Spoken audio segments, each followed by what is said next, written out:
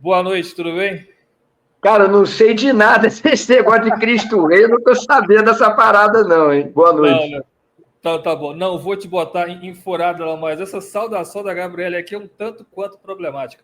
Agora, Latuf, uma segunda-feira aqui, triste, né? Uma perda que transcende a Igreja Católica, eu disse isso agora há pouco, nos 30 minutos, é uma perda para a humanidade, né? Principalmente nesse momento que a extrema-direita continua avançando ao redor do mundo. Queria que você falasse aí qual o principal legado deixado pelo Papa Francisco. Você que fez uma charge genial que já eu vou colocar aqui. Bom, antes de mais nada, obrigado aí pelo convite, Ricardo, uma boa noite para você, uma boa noite para todo mundo que está nos assistindo. Você sabe que eu vou aproveitar, vou fazer aqui o meia-culpa, né? Assim que o Papa começou o seu papado, né, quando ele foi escolhido, havia uma polêmica em relação à participação dele durante a ditadura militar argentina. Se você procurar na internet charges minhas dessa época, você vai ver que eu fiz muitas charges críticas ao Papa Francisco, várias, né? Então, talvez seja um caso, seja uma situação em que eu me arrependo. Uma das poucas situações da minha carreira que eu me arrependo de ter feito. Porque ao longo do seu papado, ele se demonstrou uma pessoa realmente revolucionária. Porque, vamos lembrar, antes dele tinha o Ratzinger, que foi o sujeito responsável pela perseguição ao Boff, sujeito que fazia caça às bruxas, né, ideológicas lá no Vaticano, era o sujeito da Inquisição, né, o Ratzinger. Teve um passado na infância com a juventude hitlerista. O sujeito era, assim, uma influência maligna, né? A cara dele já dizia tudo, né?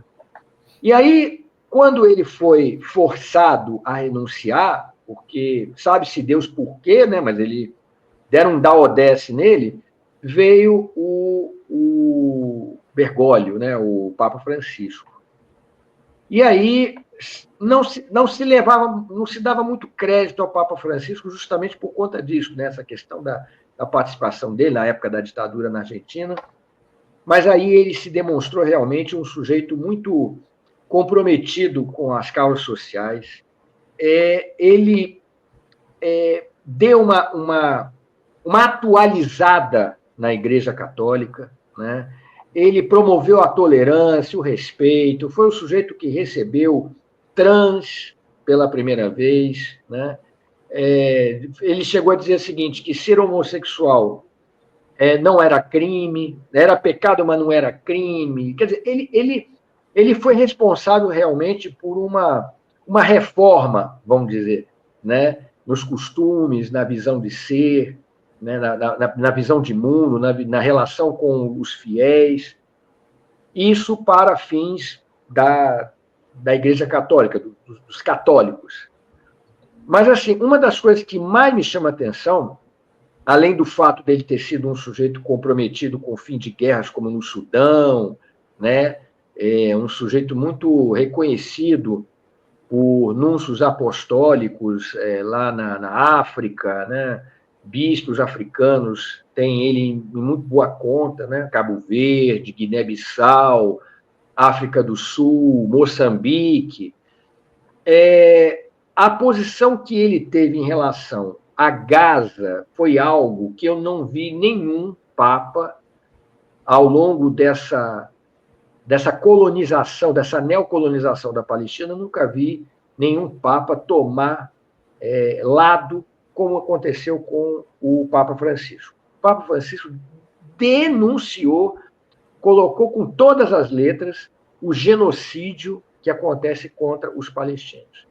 Então, isso é uma coisa inédita e foi muito corajosa por parte dele.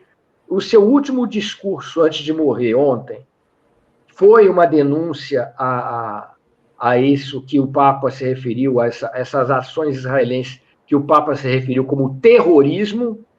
Então, o Papa deixa um legado geopolítico muito importante, uma mensagem de tolerância, de respeito, vai fazer muita falta.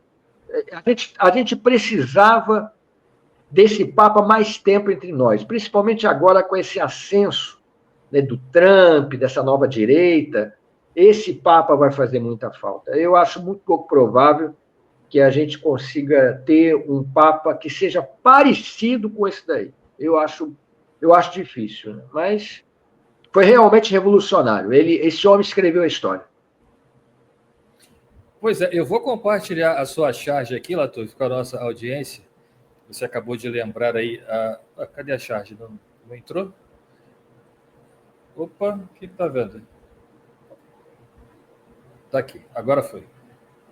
Foi? Ué, o que está vendo? Está vendo alguma... Não entrou, não. Agora vai. Não entrou. Não estou entendendo o que está acontecendo aqui. Entrou. Agora entrou. Perfeito. Está aí. Charge genial e emocionante, né? Essa charge que você faz aqui, essa chegada do Papa Francisco ao céu, sendo recebido aí pelos anjinhos, as crianças mortas em Gaza.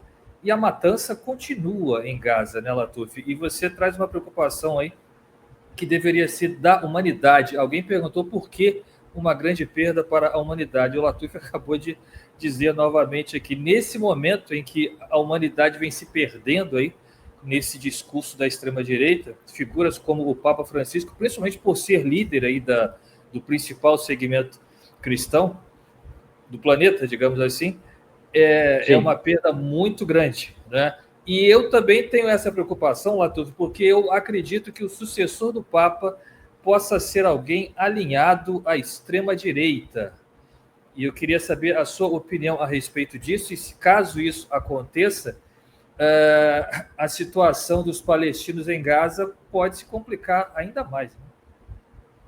Olha, o Papa parece que ele, antes de morrer, ele deixou claro uma preocupação em relação a uma possível interferência do Trump nessa escolha, né, do novo Papa, né?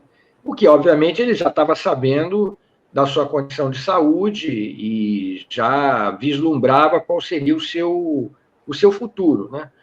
E ele, não é à toa que o vice-presidente dos Estados Unidos, né, Vance, foi lá visitá-lo, né? O mau presságio, inclusive. Então, assim, vamos torcer para que o Vaticano não tenha um representante dessa nova direita, dessa extrema-direita, né? Porque seria um retrocesso, porque o Papa Francisco ele promoveu um avanço, né? O Papa Francisco foi o Papa dos nossos tempos. Inclusive, ele escreveu uma encíclica chamada Laudato Si, se não me engano, dedicada às questões ecológicas. Então, é um Papa realmente do nosso tempo, necessário para o nosso tempo. Claro, as pessoas não vivem para sempre, os papas já têm idade avançada e tal, mas, assim, ele cumpriu muito bem o seu papel, para além de ser o representante da Igreja Católica. A perda não é somente para... Eu, apesar de ter sido formado em Igreja Católica, não me considero um católico.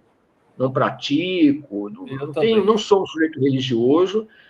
Agora, só o fato, por exemplo, dele se preocupar com a matança em Gaza, em que você em Gaza tem cristãos, mas a maioria lá é muçulmana, então já demonstra que as preocupações humanitárias do Papa Francisco e muito além da sua crença, né? Da igreja a qual ele defendia. Então, é uma perda muito grande, como você mesmo falou, para a humanidade. A morte desse Papa é uma perda para a humanidade.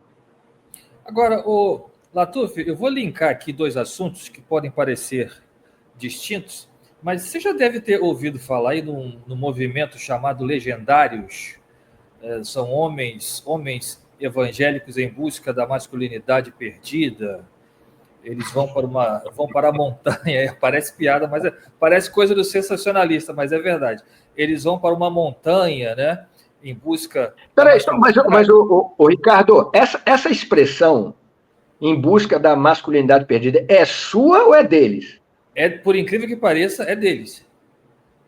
É deles mesmo, é sério. Parece, por isso que eu digo, parece matéria do sensacionalista, mas é vero. É deles. Eles buscam a masculinidade perdida e tem um segmento aí, Latuf, dizendo que o cristianismo ele é masculino e que a Igreja Católica teria feminilizado, né, o cristianismo com a imagem de Maria, com essa história de Jesus Cristo, Rei da Paz, Maria, Rainha. Isso, por incrível que pareça, é sério. Eu sei que a nossa audiência deve estar rindo em casa também, mas não é piada, não é zorra total, não é esquete de humor. Então, eles querem resgatar a masculinidade do cristianismo também.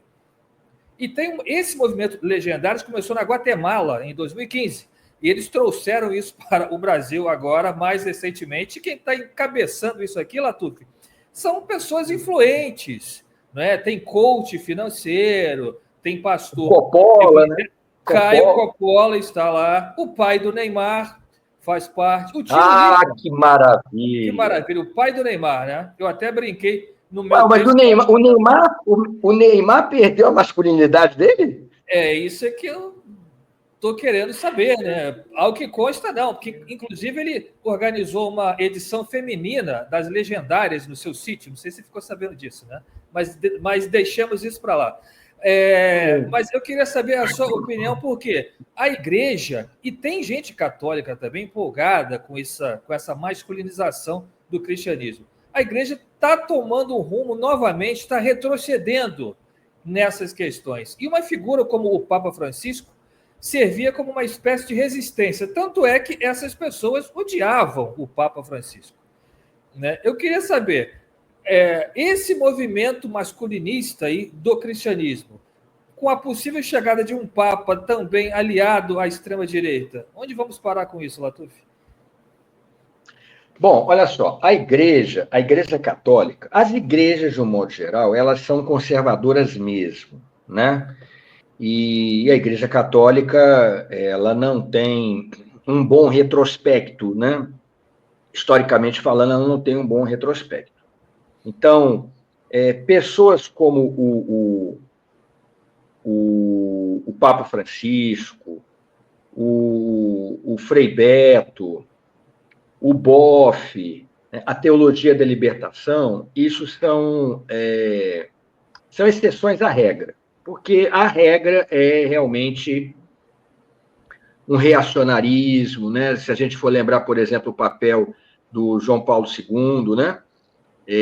Anticomunista, Papa da Guerra Fria.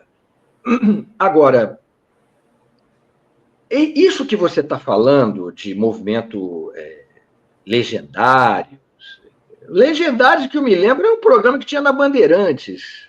Do Marcos Mion. Né? Isso, o que eu lembro era isso. Mas, assim, a gente está vivendo um período muito complicado, na minha opinião. Tá? E essas teses, elas vêm tudo dos Estados Unidos. Isso não são teses construídas aqui. O que eu tenho percebido, Ricardo, é o seguinte.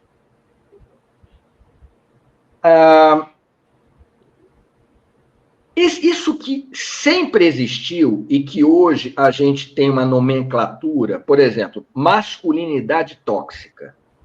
Eu tenho 56 anos, nunca tinha ouvido falar dessa expressão. Nos anos 70, nos anos 80, nos anos 90, no início dos 2000, nunca ouvi falar dessa expressão.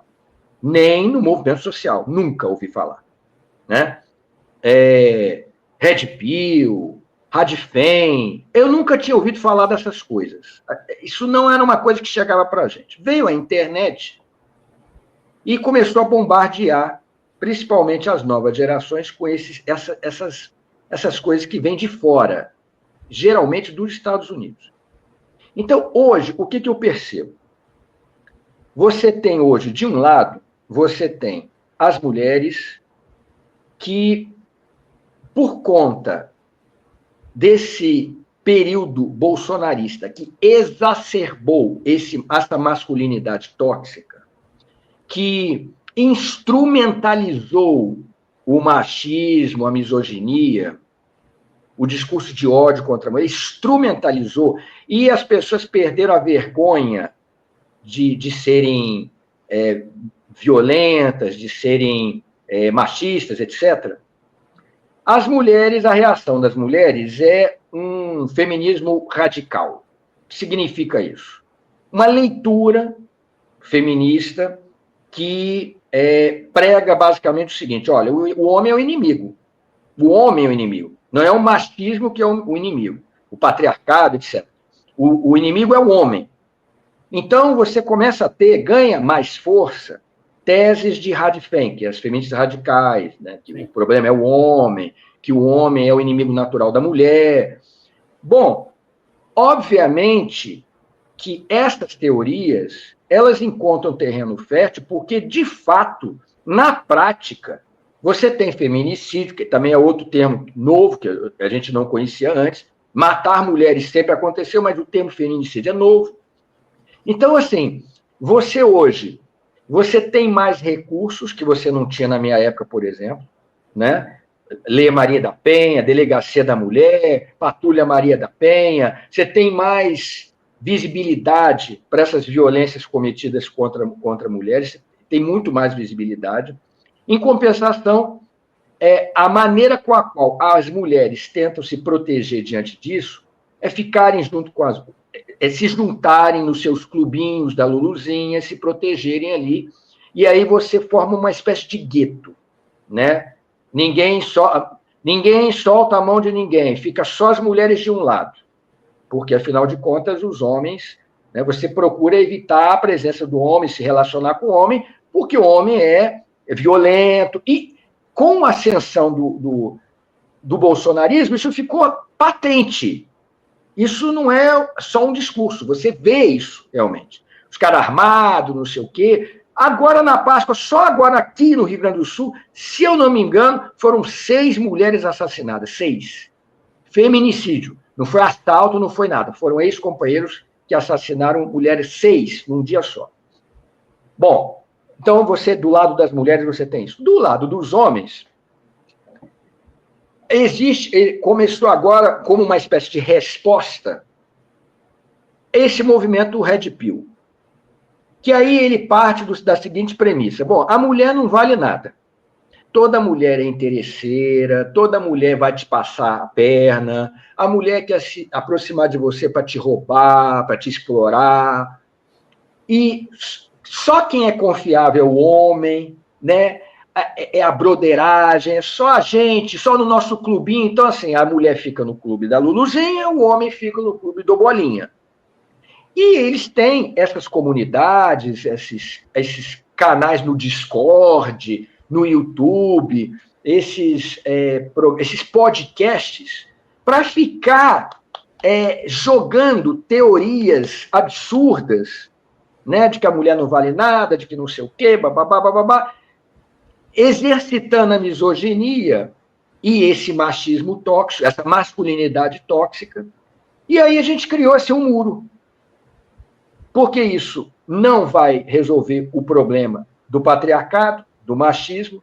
A gente não consegue mais um entendimento, um diálogo para poder enfrentar, porque isso é um problema efetivo, né?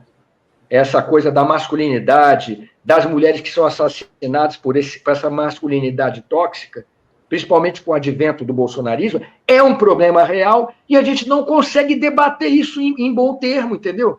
Porque se o homem não vale nada e a mulher também não vale nada, aí como é que se entende? Aí você cria um grande muro. Isso muito alimentado por essa coisa também,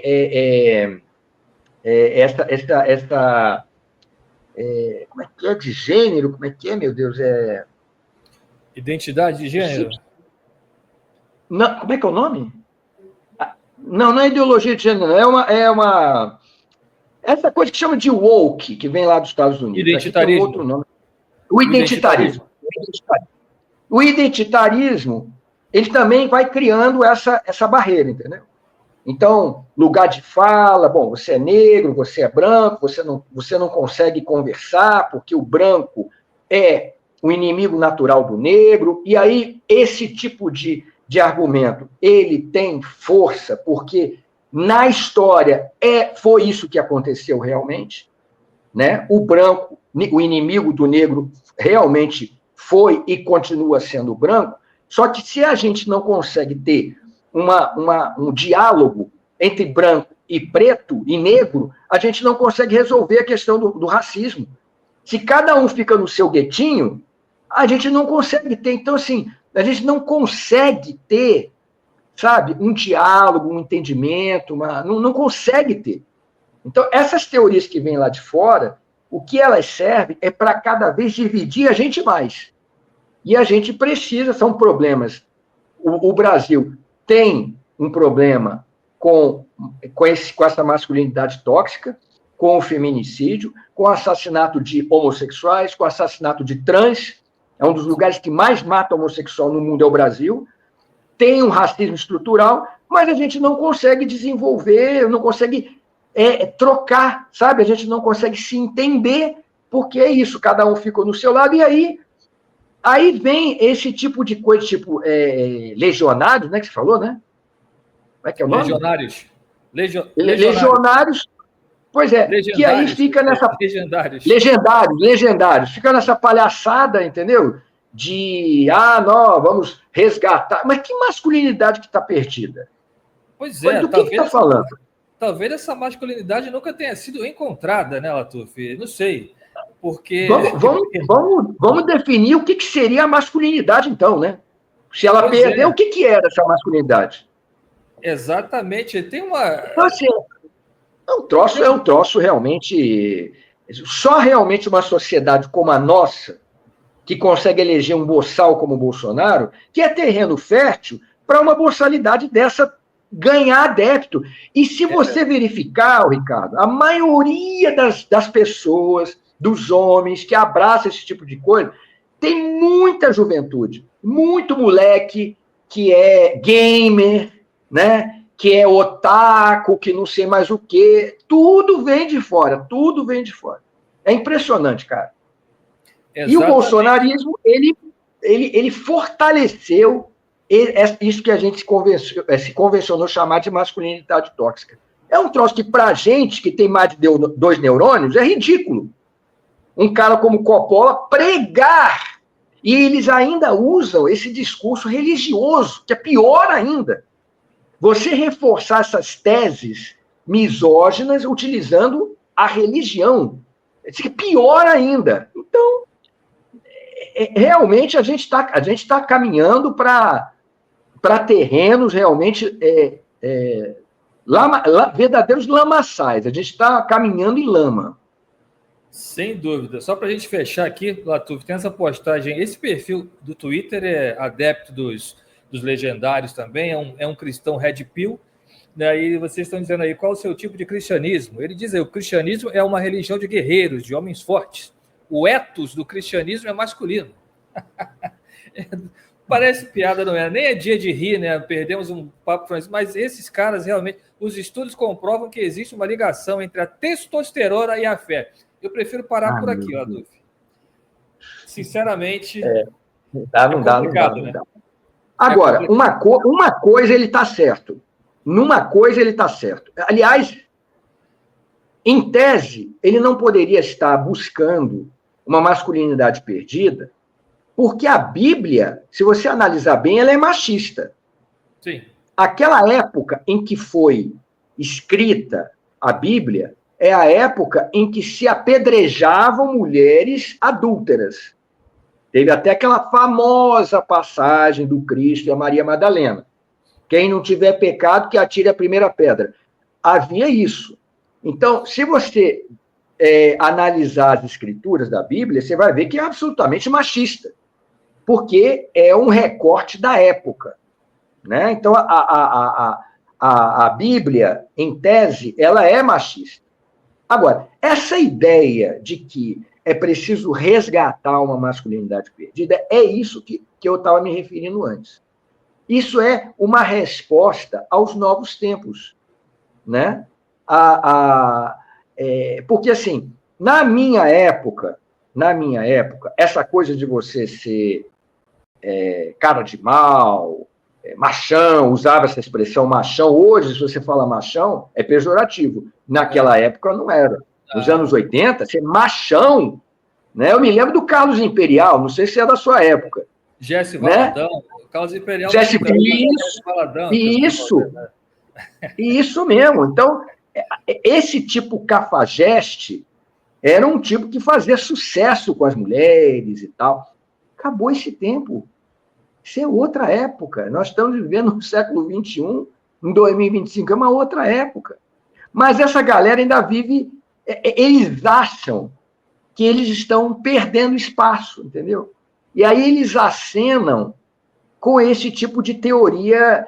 Porque, olha só, é como eu estou falando, só mesmo esse caldo de cultura que consegue eleger um asno como presidente é que pode levar a sério o sujeito falar que existe uma ligação entre testosterona e a fé. Meu Deus do céu, gente.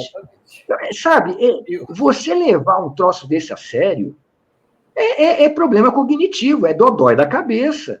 Mas, infelizmente, nos tempos atuais de fake news, etc., infelizmente, esse tipo de tese ganha espaço. Né? O pior é que esse sujeito tem quase 100 mil seguidores no Twitter, Latuf. E, segundo eu pesquisei, ele deve ter uns 11, 12 processos que ele mesmo se orgulha de ter levado por defender a masculinidade cristã. Enfim. Meu Deus. Durma-se com um barulho desse. Latuf, temos que encerrar aqui. Nosso papo estava bom aqui. Vamos marcar aqui um novo encontro aqui na TV 247. Sempre bom aqui interagir com você. Ricardo, é sempre um prazer falar contigo, com a sua audiência. Um grande abraço para você e para todo mundo que nos assistiu até agora. Maravilha. Abração, Latuf.